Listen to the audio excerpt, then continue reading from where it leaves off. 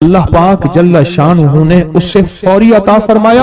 اللہ نے آج تک اس دعا کے مانگے کا رد نہیں فرمایا. ایک واقعہ ہے حضرت علی کرم اللہ وجہہ کا. حضرت علی ایک سفر میں تجارت کے سفر میں تشریف لے گئے. سفر تجارت میں آپ تشریف لے گئے. جب وہاں آپ تشریف لے گئے تو دیکھا ایک شخص ہے جھونپڑی, اس میں سے کرہانے کی آواز آ رہی ہے. آپ اندر تشریف لے گئے تو صاحب خانہ نے اندر سے آواز دی, جو بھی صاحب آ رہے ہیں اجازت سے آئیں. سمجھ گئے اندر مستورات ہیں. وہ صاحب باہر تشریف لے آئے تو پوچھا کیا ہوا, کرہانے کی آواز کیا ہے؟ کہا میری بیٹی ہے, جنگل میں لکڑیاں لینے گئی, اس کے اوپر ایک درخت گر گیا کاٹتے کاٹتے, اور اس کی وجہ سے اس کی کمر ٹوٹ گئی ہے. اب یہ بستر پہ پڑی ہے, اب یہ بیچاری تکلیفوں اور دکھوں میں. آپ نے فرمایا کوئی مسئلہ نہیں, میں ایک عمل کرتا ہوں, تو ایسا کر صرف اس کا کپڑا لے آ. آپ نے اس کے کپڑے کو سامنے رکھا, اس کو کہا اس کو پکڑ, اور اس کی طرف یوں انگلی کی, اور یہ دعا جو اب ہم پڑھنے لگے ہیں, بس یہ دعا پڑھی, اور صرف چند بار ہی پڑھتی اندر آوازیں خاموش ہو گئیں, چپ ہو گئے. آپ نے فرمایا پوچھو جا کے. آپ وہ بندہ اندر گیا تو واپس آیا, کہا بیٹی کو نیند آ گئی ہے, آج کئی ہفتے ہو گئے ہیں سو نہیں سکی, درد سے کرہا رہی تھی, اس کو نیند آ گئی ہے. آپ فرمانے لگے میں سفر میں جا رہا ہوں, جب واپس آؤں گا نا پھر پوچھوں گا, اگر کوئی تکلیف ہوئی تو پھر دم کروں گا, پھر دعا کروں گا, اور انشاءاللہ ٹھیک ہو جائے گی. آپ چلے گئے, آگے تشریف لے گئے تو آپ کے ہم سفر تھے, ان کی سواریاں تھیں. ان میں سے ایک گھوڑا تھا, جس گھوڑے کو ٹھوکر لگی, چوٹ لگی, اس کے اگلے پاؤں کی ہڈی گھٹنا باہر نکل گیا. وہ ایک طرف ہو کے بیٹھ گیا, اس کا گھوڑا چل نہیں سکتا تھا. اس نے آ کے حضرت علی کرم اللہ درخواست کی کہ آقا اس کے لیے کچھ فرما دیں. فرمایا میں اس کے لیے دعا کرتا ہوں, یہ ٹھیک ہو جائے گا. اور آپ نے دعا پڑھنا شروع کر دی, اور فرمایا یہ اس کے ہاتھ پہ, اس کی ٹانگ پہ آپ نے ہاتھ پھیر دیا, جو بازور تھی ٹوٹی ہوئی نکلیا ہوا گھٹنا تھا. فرمایا ٹھیک ہو گیا. اور قافلے والوں نے دیکھا وہ گھوڑا سب سے آگے تھا, سب سے سبک رفتار تھا, اور سب سے لاجواب تھا. آگے ایک جگہ تشریف لے گئے تو قافلے کو پیاس لگی, پانی کی ضرورت تھی. کنواں دیکھا تو کنواں خشک تھا. آپ نے فرمایا کوئی بات نہیں, یہ دعا پڑھی, اور دعا کو پڑھ کے اپنا لعاب کنویں میں ڈال دیا. فرمایا کنویں میں پانی کا ایک جوش اٹھا, اور پانی اٹھا اور منڈیر سے باہر نکلا. لوگ پینے لگے تو آپ نے روک دیا. فرمایا مت پیو, کنویں کا جو کھڑا کالا پانی ہے وہ نکل جائے, اور پھر شفاف پانی جب نکلا فرمایا یہ پانی پیو, مشکیزیں بھرو, سواریوں کو پلاؤ. قافلہ چلتا رہا. آگے تشریف لے گئے, آگے دیکھا تو کھانا ختم ہو گیا. اتنا کھانا تھا کہ اب کھا لیں, آئندہ کیسے کھائیں گے؟ تو آپ نے فرمایا جو کھانا ہے لے آؤ. آپ نے کھانے کو رکھا, اوپر کپڑا ڈال دیا, اور یہ دعا پڑھنی شروع کر دی جو ابھی ہم بیٹھ کے پڑھیں گے, خوش قسمت ہیں. اور کپڑا ڈال کے فرمایا دعا فرمائی, یہ عمل فرمایا, یہ دعا پڑھی, اور اس کے بعد فرمایا دیکھو کھا لیا. اور فرمایا ہمارا 17 دن کا سفر تھا, اس 17 دن میں ہم نے کھایا, لوگوں کو کھلایا, جہاں لوگ آتے تھے ان کو بٹھاتے تھے. دسترخوان ہمارا تھا چند افراد کا, پھر سینکڑوں لوگوں نے کھایا. 17 دن کے سفر میں تھوڑی سی کمی بھی نہ ہوئی. جب گھر لوٹے تو وہی کا وہی ہمارا خزانہ, کھانا وہی سارا توشہ موجود تھا. آگے تشریف لے گئے تو ایک تجارت میں ایک دیکھا تو ایک بندہ ہے ٹھیکریوں پہ ٹھیکریاں مار رہا ہے. آپ اس کی طرف تشریف لے گئے, آپ نے اس کو جا کے دیکھا, لگتا ہے کہ تو پرانا جواری ہے. اس نے کہا جوا کھیلتا تھا, سب کچھ ہار بیٹھا ہوں, ہر چیز زندگی ختم ہو گئی ہے. آپ نے فرمایا اچھا ایسا کر توبہ کی نیت کر لے, اللہ سے توبہ کر لے, اور پھر میں تیرے لیے دعا بھی کرتا ہوں, عمل بھی کرتا ہوں. تو ایسا کر پتھر پہ پتھر مار, تیرا ہر پتھر سونے کا بنتا جائے گا. آپ بیٹھ گئے, اس نے ویسے ہی پتھر پہ پتھر مارا, اور جیسے بیچارہ بے بسی کی حالت میں پہلے مار رہا تھا, آپ نے دعا کرنی شروع کر دی, یہ دعا پڑھنی شروع کر دی. اور دعا پڑھتے پڑھتے دیکھا تو لوگوں نے پتھروں کی شکلیں بدلنا شروع ہو گئی, اور جو پتھر بھی اس کے ہاتھ میں آیا تھا وہ سارے پتھر سونے کے بن گئے. آپ نے سارا سونا اس کو دیا, چل پڑے. سفر میں آگے جاتے جاتے دیکھا کہ ایک شخص ہے, اس کے ساتھ ایک بچہ ہے, ایک بوڑھی عورت ہے, ایک بوڑھا گدھا ہے. اور وہ سارے پیدل چل رہے ہیں گدھے کو سواری کو ساتھ لیے ہوئے. تو آپ نے پوچھا کیا ہوا؟ انہوں نے کہا ایک سانپ ہے جو اس گدھے کے مسلط ہے، وہ سامنے بیٹھا ہے، وہ نیچے نہیں اتر رہا. ہم نے مارنے کی کوشش کی ہے، اس کی پھنکار سے عصا جل جاتا ہے. اور جلا ہوا عصا دکھایا، ڈنڈا جلا ہوا دکھایا کہ پھنکار سے ڈنڈا جل جاتا ہے. وہ مسلط ہے گدھے پہ، ہم پیدل چل رہے ہیں، منزل پہ ہے، سانپ مسلط ہے، اس کا کوئی حل نہیں. آپ نے فرمایا اس گدھے کو اس جھاڑی سے، اس درخت سے باندھ دو. اور باندھ کے آپ قبلہ رخ ہوئے اور یہ دعا پڑھنی شروع کر دی. اور فرمایا پھر دوسرے رخ ہوئے اور یہ دعا پڑھنی شروع کر دی. اور تیسرے رخ ہوئے اور دعا پڑھنے کے بعد آپ نے اس سانپ پہ پھونک مارا. سانپ چونٹی بن کے چھلانگ لگائی اور غائب ہو گیا. تو انہوں نے پوچھا آقا یہ کیا تھا؟ فرمایا یہ تمہارے اوپر ایک دشمن جن مسلط تھا جو کہ تمہاری جانوں اور عزتوں کا لٹیرا تھا.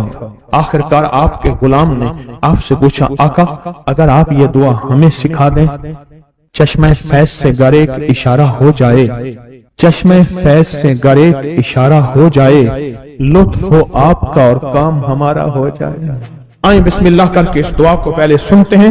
یا وہاب حبلی من نعمت الدنیا والآخرہ انک انت الوہاب. اللہ کے ولیوں نے اپنی کتابوں میں ایک بات لکھی ہے، ہم نے جب بھی اس دعا کو پڑھا اللہ پاک جل شانہ نے اس سے فوری عطا فرمایا، ورنہ اس کے نسبت عطا فرمائی، اور ورنہ چند لمحوں میں عطا فرمایا، ورنہ چند دنوں میں. اللہ نے آج تک اس دعا کے مانگے کا رد نہیں فرمایا. ریس کی وسعت کے لیے جو میں بتاتا ہوں کہ بندہ ہے 129 دن اور 129 دفعہ سورۃ کوثر پڑھ اور پھر آنکھوں سے رب کی طاقت کے جلوے دیکھ. 129 دن اور 129 بار. آپ بتائیں جو یہ پڑھتے ہیں 129 بار سورۃ کوثر کتنا وقت لگتا ہے؟ صحیح بتائیں. اگر نہیں پڑھتے نہ بتانا. 10 منٹ کی آواز بھی ہے، 7-8 منٹ کی آواز بھی ہے، 15 منٹ کی آواز بھی ہے. ہم 15 منٹ لے لیتے ہیں، 15 منٹ لے لیتے. کیا روزانہ کے 15 منٹ ہمارے لیے مشکل ہے؟ 129 بار سورۃ کوثر، اور اگر جگہ اور وقت ایک ہو تو پھر اس کی طاقت اور تاثیر حیرت انگیز طور پہ دگنی ہو جاتی ہے. زمان اور مکان وہی وقت وہی جگہ. مجبوراً اگر نہیں ہے تو کوئی حرج نہیں، پر یقین دل کی گہرائیوں، اندر کا درد اور پورے خشوع خضوع، دھیان، طلب، تڑپ اور جذبے کے ساتھ پڑھ 129 بار. اصل میں یہ 129 کا جو عدد ہے نا، لفظ لطیف کا عدد ہے. یا لطیف ہو نا، لطیف. 129 بار اور 129 دن. پھر قدرت کے خزانے اور رب کی رحمت کے خزانے، اس کی عطا اور شفقت کے خزانے، اس کی مہربانی کے خزانے. ایک اور چیز بتاؤ، دیدار مصطفیٰ کے لیے، کملی والے کے دیدار کے لیے سورۃ کوثر بہت باکمال ہے. اب اس کے فائدے سنتے جائیں، 129 دفعہ کے فائدے ذرا سنتے جائیں، کیونکہ میرے آقا کی تسلیوں کے لیے، دلجوئیوں کے لیے یہ آیت، یہ سورت اتری تھی. قرآن کی سب سے چھوٹی سورت ہے. دلجوئیوں کے لیے تانے دے دے کے ظالموں نے میرے آقا کا سینے کو چھلنی کیا، اور اللہ پاک جل شانہ نے فرمایا میرے حبیب کیوں غم زدہ ہیں، ہم نے آپ کو کوثر دے دی. اور میرے حبیب یہ جو تانے دینے والے ہیں، آپ پہ جادو کرنے والے ہیں، آپ پہ نظر بس پہ حملے کرنے والے ہیں، اور آپ کے ساتھ حسد کرنے والے ہیں، یہ ان شان آقا ابتر، یہ تو ایسے ابتر ہوں گے، ان کی زندگی ابتر ہوگی، ابتر سے ابتر اور ابتر ہوگی کہ بس زمانہ دیکھے گا وہ شماتت الاعداء، اور ان کے دشمن ان پہ ہنسیں گے. ایسے ابتر ہو. 129 بار سورۃ کوثر دیدار مصطفیٰ کے لیے، 129 بار سورۃ کوثر جادو کے آخری توڑ کے لیے، 129 بار سورۃ کوثر جادو کو خود پلٹانے کے لیے پلٹ جاتا ہے. 129 بار سورۃ کوثر آفات اور بلیات کو دور کرنے کے لیے، 129 بار سورۃ کوثر انزائٹی، ٹینشن، ڈپریشن اور اسٹریس کے لیے، اور 129 بار سورۃ کوثر پرسکون نیند کے لیے، 129 بار سورۃ کوثر اور سکون زندگی کے لیے، اور 129 بار سورۃ کوثر دنیا حسن. وہ طاقتور چیز ہے جو 7 نسلوں کو کھلاتی بھی ہے، پلاتی بھی ہے، سکون کی نیند سلاتی بھی ہے، ہے، اچھا لباس پہناتی بھی ہے، عزتوں کے تاج سر پہ رکھواتی بھی ہے۔ لقمہ اپنی زندگی کی ضرورت بنا لے، پھر کیا ہوگا؟ سورۃ فاتحہ کی آیات 7 ہیں۔ اللہ 7 آسمان اور 7 زمین کی جتنی بھی برکات ہیں، برکات من السماوات والارض، اللہ 7 آسمان اور 7 زمین کی ساری برکات اس کو عطا کر دے گا، اور لوگوں کو پتہ ہی نہیں ہوگا کہ یہ بندہ کتنا مالدار ہے، روحانیت کی طاقت اور روحانیت میں کتنا آگے ہے، کوئی پہچان بھی نہیں سکے گا کہ روحانیت میں یہ بندہ کتنا آگے اور کتنا آگے سے آگے بڑھ گیا، کسی کو علم بھی نہیں ہو۔ نوری لقمہ یہ زندگی کی مجبوری بنا لے، اور نوری لقمہ اپنی زندگی کی ضرورت بنا لے، پھر دیکھیں کمالات۔ اور میں جو سارے قرآن میں ہے، جو سارے قرآن میں ہے، جو سارے قرآن میں ہے، آنکھیں کھل جائیں۔ وہ سورۃ فاتحہ نماز کھانے کے دوران پڑھنے والا یہ اہل نظر میں ہے، اس کی نظر وسیع ہو جاتی ہے، یہ اہل کشف ہوتے ہیں، ان کے دل کی آنکھیں کھل جاتی ہیں، یہ فرشتوں کو دیکھتے ہیں، یہ انسانوں کے دلوں میں جھانک لیتے ہیں، یہ کائنات کے راز پڑھ لیتے ہیں، کائنات کے راز پڑھ لیتے ہیں۔ یہ اللہ پاک ان کے سامنے جنات آنکھوں سے دکھاتا ہے، حتیٰ کہ یہاں تک کہ اللہ قبر کے راز بھی ان کے اوپر کھول دے۔ نوری لقمے کا اثر یہ ہے، دل کی آنکھیں کھل جاتی ہیں، دل کی آنکھیں کھل جاتی ہیں، دل کی آنکھیں کھل جاتی ہیں۔ نور لقمے کی تاثیر، چہرے کی آنکھیں تو سب کے پاس ہیں، دل کی آنکھیں سب کے پاس نہیں، دل کی آنکھیں سب کے پاس ہیں، چہرے کی آنکھیں سب کے پاس ہیں، دل کی آنکھیں سب کے پاس ہیں۔ نور لقمے کی یہ تاثیر ہے کہ دل کی آنکھیں کھل جاتی ہیں، اور دل کی دنیا آباد، اور دل کی دنیا شاد، اور دل کا وہ بندہ بامراد بن جاتا ہے جو نوری لقمے اپنی زندگی میں شامل کرتا ہے۔ اور نوری لقمے سورۃ فاتحہ، اور کتنی بار؟ اچھا، یہ سورۃ فاتحہ بیماریوں کا علاج۔ صحابہ کرام فرماتے ہم جا رہے تھے، کوئی ایک سردار تھا، اس کو بچھو نے کاٹ لیا اور اس کو چیخ رہا تھا بیچارہ، فرمایا سانپ کا کاٹا سوئے، بچھو کا کاٹا روئے۔ میرے پاس ایک سانپ کا کاٹا آیا تھا، غنودگی میں تھا، بہت غنودگی میں سے سوتا تھا، اور میں نے کہا اس کو سونے نہ دے، خیال نہ کیا جانے، ادھر سے ہٹا تو بندہ ختم ہو گیا، سانپ کا کاٹا۔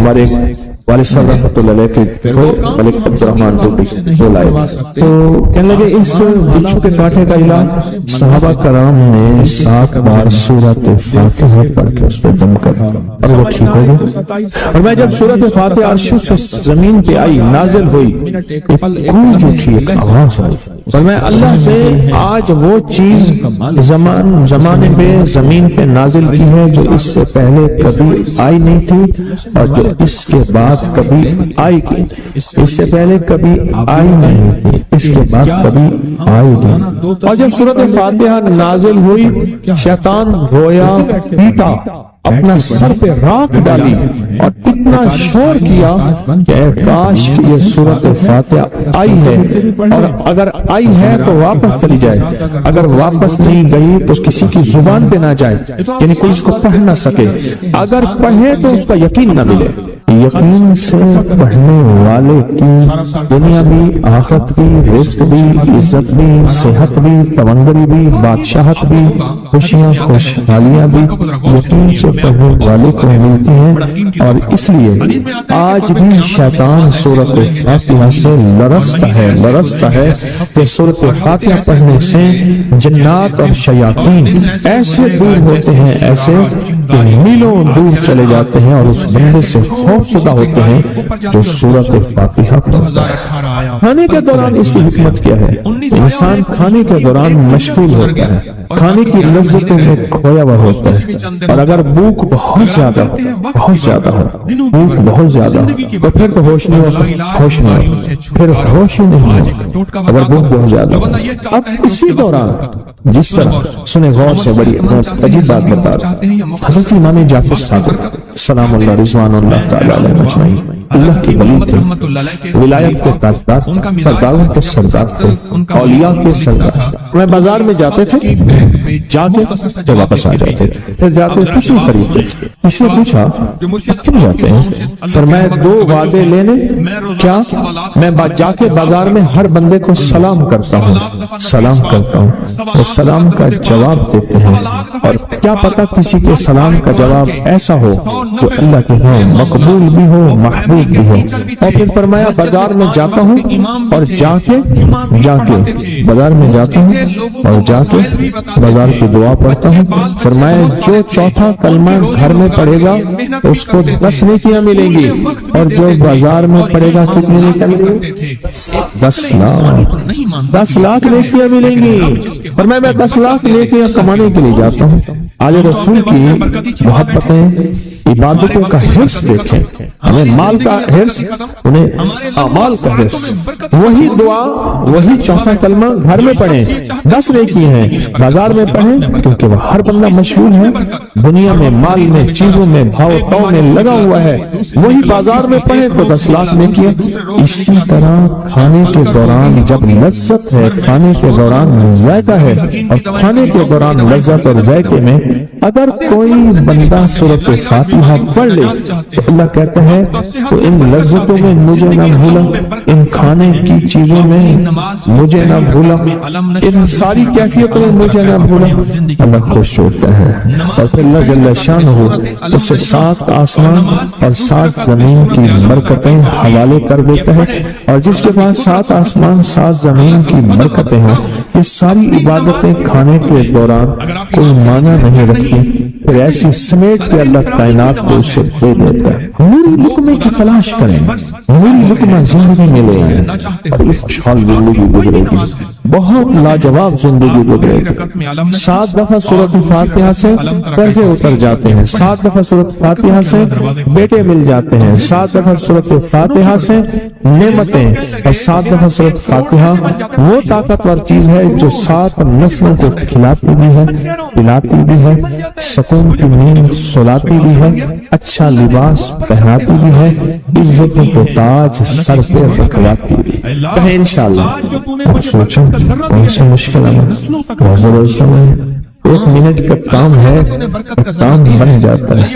اور میں نے اس کی اجازت جتنی مشکل سے لی تھی نا، اس عمل بہت مشکل سے اجازت، اور جس دن لی تھی اسی دن فیصلہ کیا تھا انشاءاللہ اسے چھپاؤں گا نہیں، انسانیت مخلوق کو بتاؤں گا۔ اور یہ 7 دفعہ سورۃ فاتحہ جو دل کا مریض ہو وہ جیسا اس کا بھی علاج ہے، جسمانی ہو یا روحانی۔ میں نے پچھلی دفعہ کہا نا کہ میں دل کا سخت مریض ہوں، اور آج بھی ہوں، دعا کرو موت تک نہ رہو، اور میں دل کا سخت روحانی مریض ہوں، جسمانی نہیں ہوں۔ میری پچھلی دفعہ کی وجہ سے پوری دنیا میں کوہرام مچا ہوا ہے کہ بابا گیا، جانا تو ہے، جانا تو لازم ہے۔ پچھلی دفعہ میں نے وہ کہہ دیا کہ میں دل کا سخت مریض ہوں، میرے لیے دعا کرو، وہ یہ مریض ہوں، روحانی مریض ہوں، روحانی مریض ہوں۔ یہ بیماری جو دل کی بیماری ہے نا اس کا بھی علاج ہے، روحانی ہے یا جسمانی۔ جیسے میں دل کی روحانی بیماریوں کے بارے میں نے آپ کو کہا، سخت مریض ہوں دل کا، اللہ کے اس کا مرض کا علاج ہو جائے تو کھانا کھاتے ہوئے میرے دل کے لیے بھی آپ دعا کریں گے کہ اللہ بھی میرے دل کو ٹھیک کر دے، اللہ بھی ٹھیک کر دے۔ آپ مجھے بزرگ سمجھتے رہے اور اندر سے کام کھوکھلا ہو، یہ دل کی روحانی بیماریوں کا بھی علاج ہے، اور یہ جسم کی اور دل کی جسمانی بیماریوں کا بھی علاج ہے۔ یہ صحت مندی کا راز ہے، سورۃ فاتحہ ہے بابا، سورۃ فاتحہ، سورۃ فاتحہ۔ جو بندہ سورۃ فاتحہ پڑھتا ہے ایک بار اللہ جل شانہ ان 7 آیات کی تاثیر اور طاقت اسے عطا فرماتے ہیں، اور 7 سمندروں میں جو غذا، رزق، طاقت اور قوت اللہ نے رکھی ہے اس کا حصہ اس بندے کو دیتے ہیں وہ صرف ایک بار سورۃ فاتحہ۔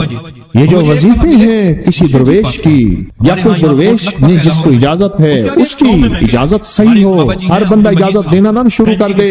اجازت کے پیچھے نسبتیں چاہیے، ان نسبتوں کی طاقت چاہیے۔ وہ جو اجازت ملتی ہے اس اجازت کے اندر جو تاثیر ہوتی ہے، اس میں جو کمال ہوتا ہے، اس میں جو اندر کی کیفیتیں ہوتی ہیں، اس اجازت سے نسلوں میں تمنگری، دولت، رزق، عزت، صحت ایسے بارش کی طرح برستی ہے۔ میرے جو مرشد تھے حضرت خواجہ سید محمد عبداللہ حجویری رحمۃ اللہ علیہ، میرے مرشد جو تھے وہ حضرت داتا صاحب کی سچی آل میں سے تھے. مجھے جاتے جاتے انہوں نے اجازت دی 1991 ستمبر میں, اور مدینہ منورہ فرمایا میں جا رہا ہوں, بس اب بقی میں, اور بقی کے اندر جا کے سو گئے. اب بھی میں مرشد کے ہاں جاتا ہوں تو جنت البقیع کے قبرستان میں ان کی نسبتیں دیکھیں کتنی اونچی ہیں. پھر وہ نہیں, 26 بڑی ہستیوں نے مجھے خلافتیں, اجازتیں دی, 26 سے بلکہ زیادہ اجازتیں اور خلافتیں دی, اور ان کی توجہات ہیں, ان کی پیچھے دعائیں ہیں, اور پیچھے کامل کے ہاتھ ہیں. یہ روحانیت کی نسبتیں ہوتی ہیں, روحانیت کی نسبتیں ہوتی ہیں. ان نسبتوں کے ساتھ جیسے آپ تصویر خانے میں